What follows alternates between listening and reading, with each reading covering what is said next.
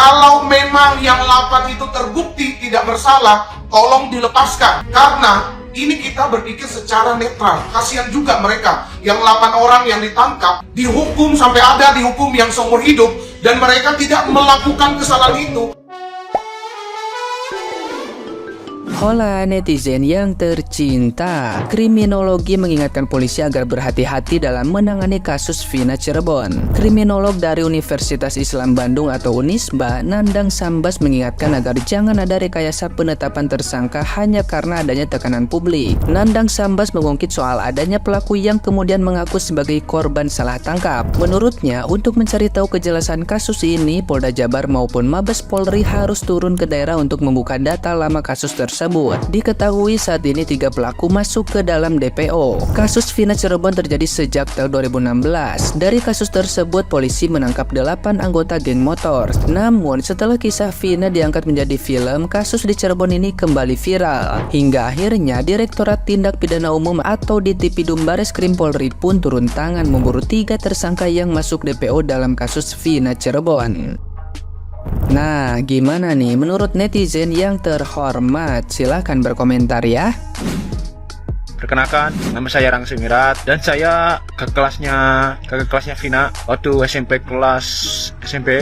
sekolahnya, dan saya asli orang Majalaya. Dan saya jujur, saya sekarang nih si siapa Saka Tatal nih berbohong. Kalau mau tahu mah berbohong. Jujur, saya kenal sama Linda, saya kenal sama Saka Tatal, jadi saya nggak pernah berfoto sama di situ karena jujur saya kenal dekat sama mereka. Dan satu hal lagi, masalah Eki sama Vina nih, Devina sama Deki ini emang saya udah kenal betul sama mereka berdua. Mereka orangnya baik semua. Dan satu hal lagi, dikasih ya untuk Andi, Eki sama Dani, cepatlah kalian menyerahkan diri. Lagian kalau kalian mau cari saya, cari saya. Saya dari Tanjung Pinang, cari saya. Kalau mau bunuh saya, kalau mau. Saya nggak takut sama kalian. Mau sekarang yang saya ungkapkan ya, jujur, aku tahu rahasia kalian. Salahnya, emang kalian geng motor juga. Emang jujur, kalau saya mau ikut campur masalah Vina nih, saya juga ikut campur. Karena saya ke kelasnya.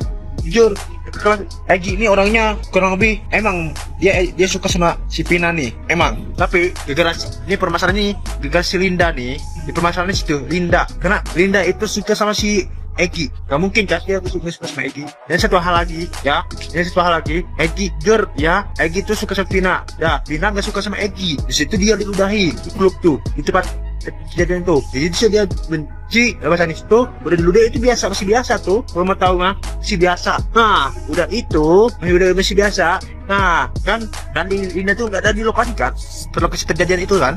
Dia kemana? Nah, saya mau mempertanyakan sama ini, karena apa? Aku jujur aja ya, aku di lokasi pernah tuh, aku tahun 2016 tuh, aku itu sampai sedih, nangis, kelihatannya sama Vina sama Eki, adik kelas saya. Dan di situ jujur aja, kalau saya mau kasih di sini, Eki sama Vina ini nggak bersalah. Kalau mau tahu mah, dia udah merencana pembunuhan. Satu hal, dan aku jujur aja sini, saya kecoa sama si Egi, Andi sama Dani. Nah, gua kecoa di situ.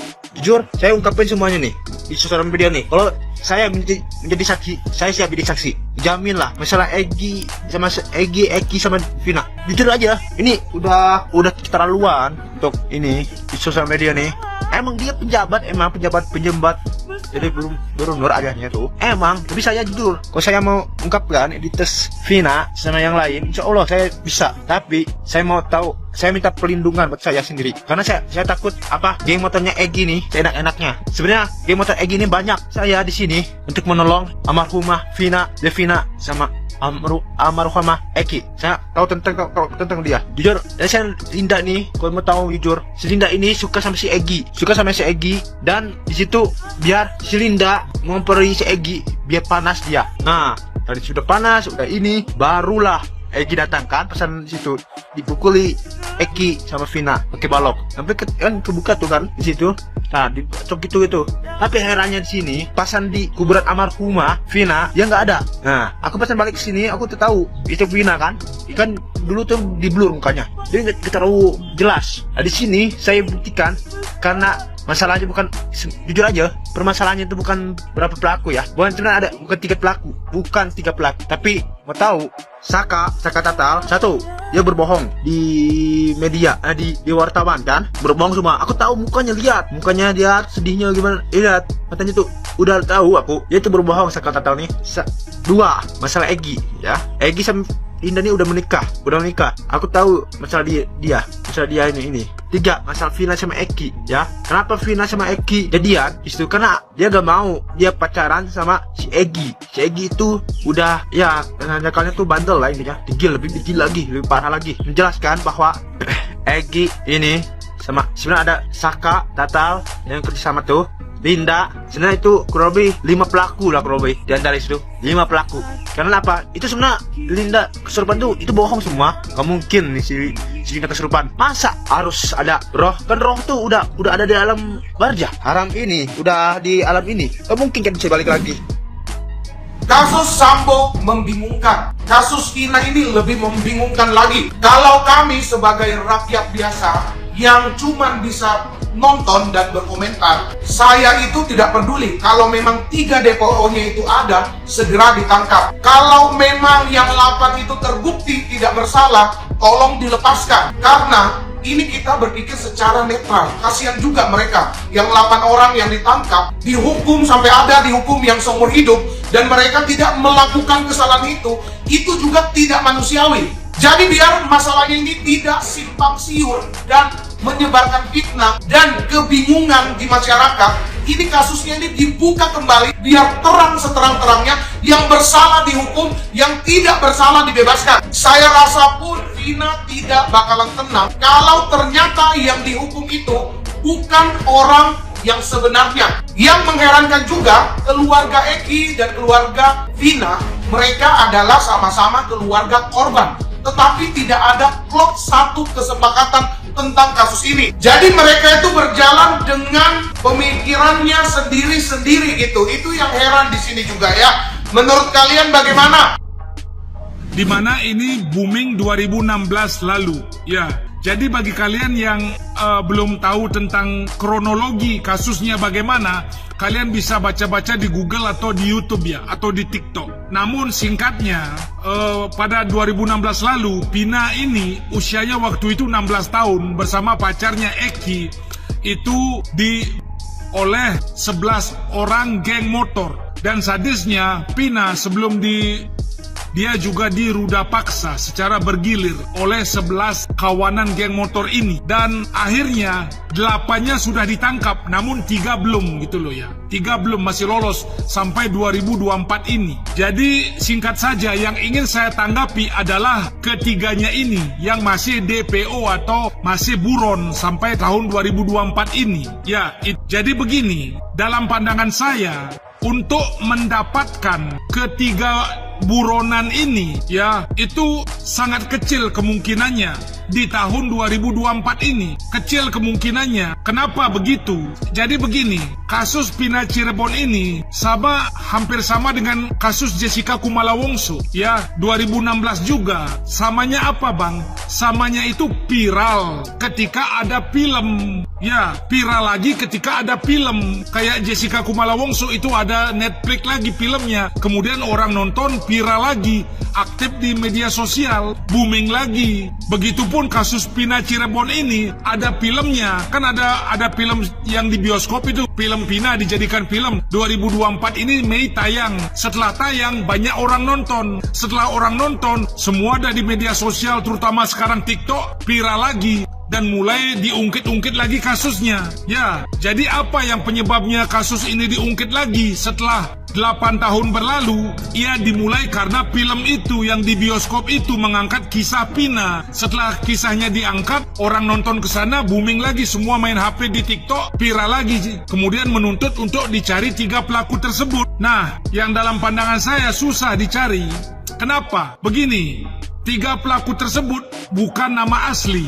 Itu nama panggilan saja. Ada banyak sudah dicek di situ orang bernama seperti itu, ya kan? Nah, 2016 lalu kan yang 8 orang sudah ketangkap, kemudian yang ketiga ini belum. Kalau yang ketiga ini misalnya dia kabur ke Kalimantan lah, misalnya 2016 lalu ketiganya kabur ke Kalimantan, terus polisinya hanya mencari di daerah Cirebon, gimana caranya dapat? Ya kan, nggak akan dapat, susah, udah nyebrang pulau, ya kan, udah nyebrang pulau. Itu satu. Dan yang kedua, 2016 media sosial tidak serame TikTok sekarang. 2016 belum ada TikTok, sekarang ada TikTok, jadi viral, ya kan? Namun 2016 lalu tidak spiral ini, susah mencari. Kalau sekarang dia sudah nyebrang pulau, sudah posisinya sudah entah di mana dicari. Setelah berselang 8 tahun, baru rame di sosial media, di TikTok, susah mencari. Iya kalau masih di Cirebon, kalau sudah keluar daerah, keluar provinsi, susah. Apalagi udah 8 tahun, ya susah. Apalagi sekarang viral, mereka tambah menjauh lagi. Mungkin cari tempat persembunyian yang baru. Jadi bagi saya sangat-sangat kecil kemungkinannya, ya, untuk mendapatkan ketiga pelaku ini. Jadi dari kasus ini yang diuntungkan ya film itu, semakin banyak orang menonton film itu karena penasaran. Kemudian Hotman Paris muncul, sama kayak kasus Jessica Kumala Wongso, Hotman Paris muncul ngomong ini tidak adil bla bla bla, rame lagi, viral lagi karena sekarang ada TikTok. Itu bedanya, dulu 2016 nggak ada TikTok, sekarang ada TikTok, rame, viral lagi, hanya film itu, karena film itu. Jadi sekarang orang penasaran tentang kasus Vina, ke bioskop nonton film, besok penasaran lagi ke bioskop nonton film, terus bikin PT, bikin tulisan keadilan untuk Vina, tangkap pelakunya. Ini nggak akan, ya, udah kecil sekali kemungkinan. Mereka udah nyebrang 6 tahun lalu, dicari sekarang penampilannya juga mungkin udah beda.